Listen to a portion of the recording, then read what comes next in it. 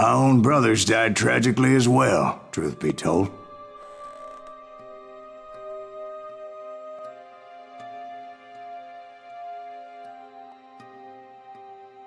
It was 1868, and me and my older brothers were pulling a tidy profit running cattle into Juarez, Mexico. One night after my brothers retired for the evening, I found a little poker game in a cantina with a couple of cowboys. And I just couldn't lose. I even won an old Spanish coin that had to be 100 years old. Well, I was mighty pleased with myself the next morning as my brothers and I rode for Texas. But before we crossed the border, those cowboys caught up with us. It was Johnny Ringo, Roscoe Bob Bryant, and another asshole named Jim. They wanted their money back and everything else we had, including our lives, as those boys didn't want us coming for them later.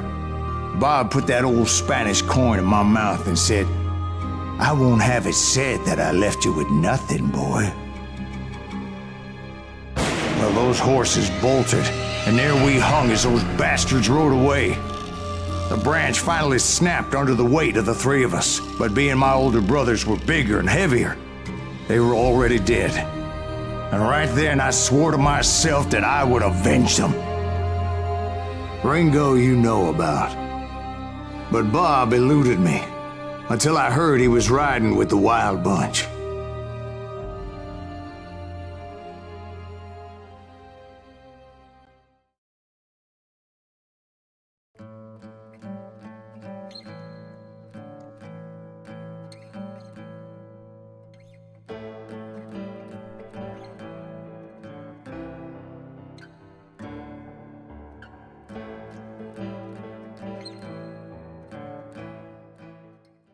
I'd been on their trail for months, ever since they left their hideout in the Bighorn Mountains.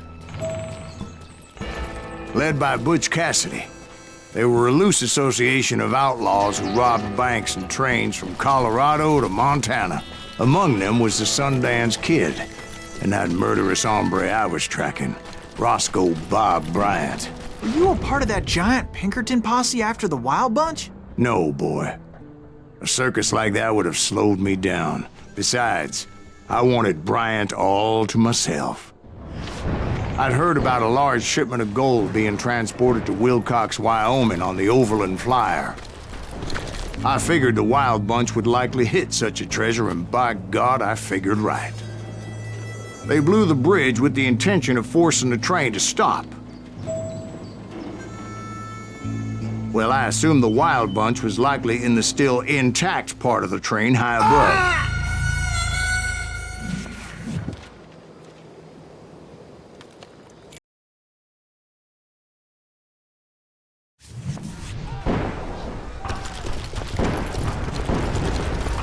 So I had no choice but to make my way up through the passenger cars dangling down. I was determined to make that sumbitch Bob pay for what he did to my brothers.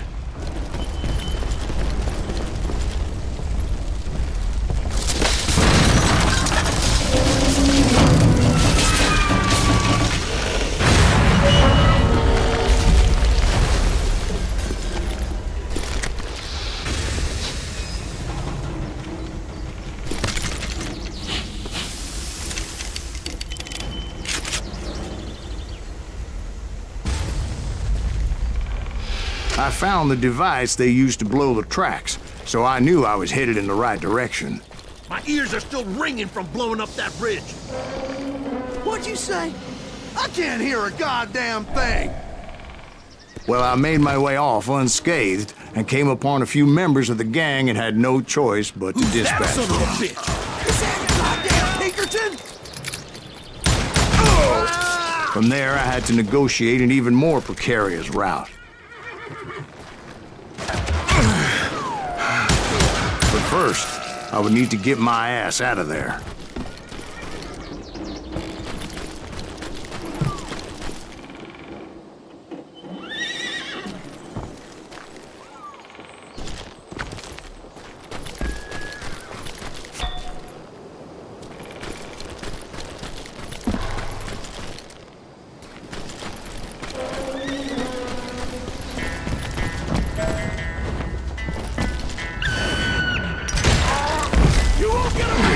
jumped from the frying pan into the fire as the train was clearly fixing to fall. I had found the gang, but in order to find old Bob, I needed to fight my way forward past a whole passel of desperados. Outside, inside, any way I could, I made my way towards my prey.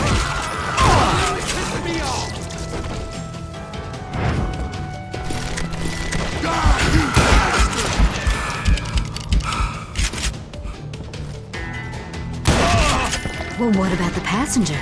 It was mostly a freight train, as I recall. There were no passengers aboard that day.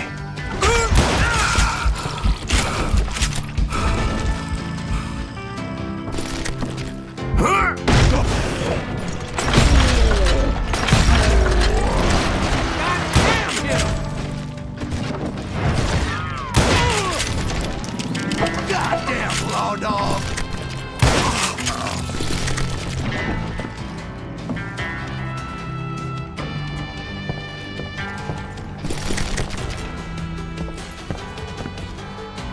As I mentioned before, I am not fond of heights. But I was too busy dodging bullets to worry about falling to my death. Odds were I was likely to die that day anyway. So I was determined to take down as many of those bastards as I could. Damn you!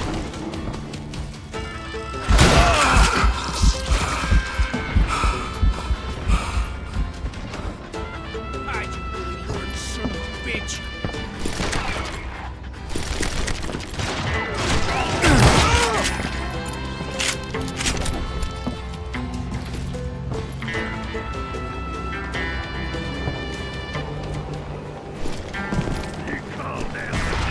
Times it was like shooting ducks in a shooting gallery.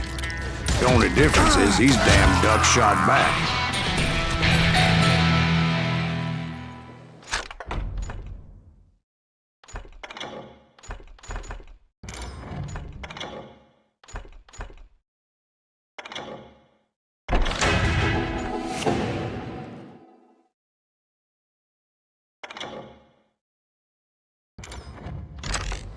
You can't hide from me!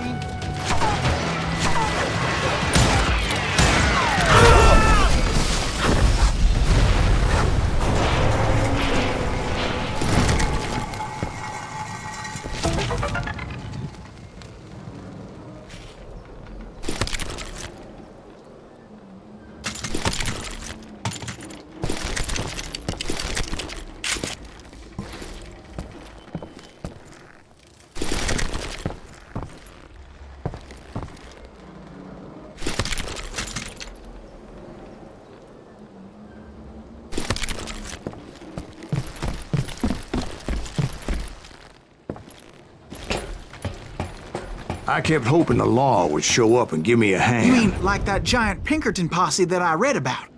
Did they come riding in, guns a-blazing to help?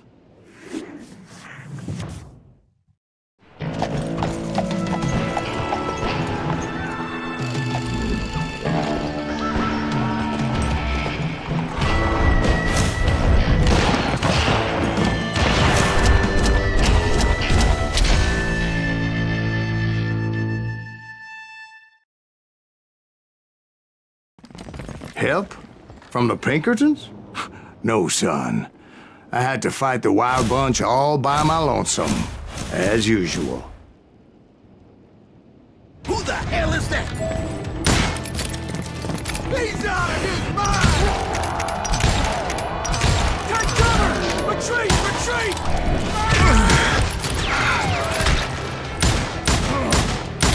Those are my friends who...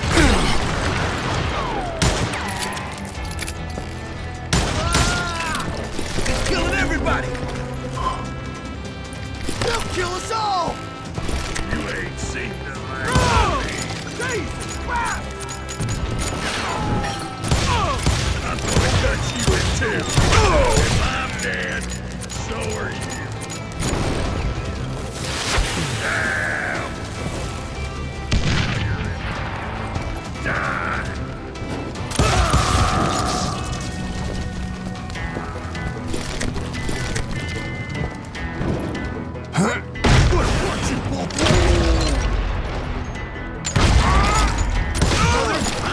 Thank you.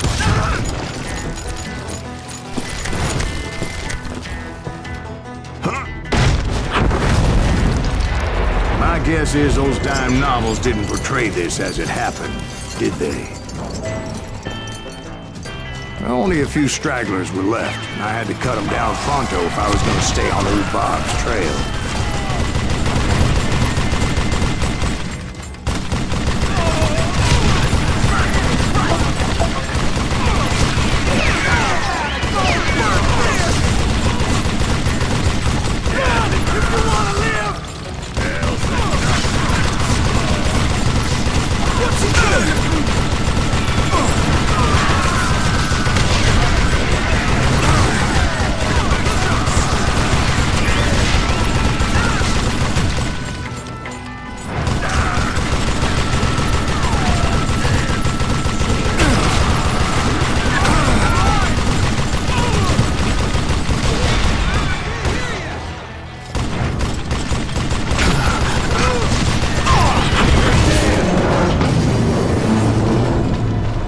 Once I silenced all those guns, I went searching for my nemesis, determined to finally have my justice. But the only survivor who welcomed me was George Flat-Nosed Curry. Who was he?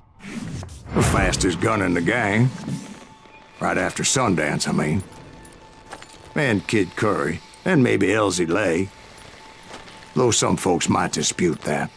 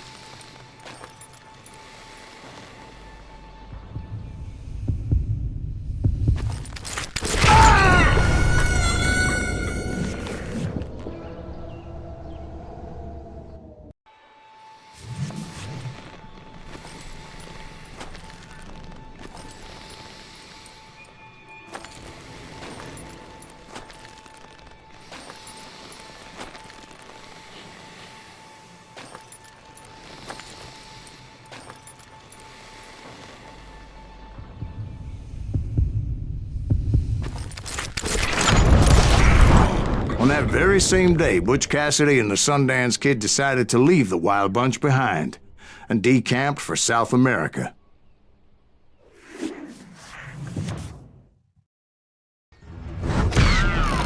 They ended up living down there for many years, but I'm sure you already know all about that.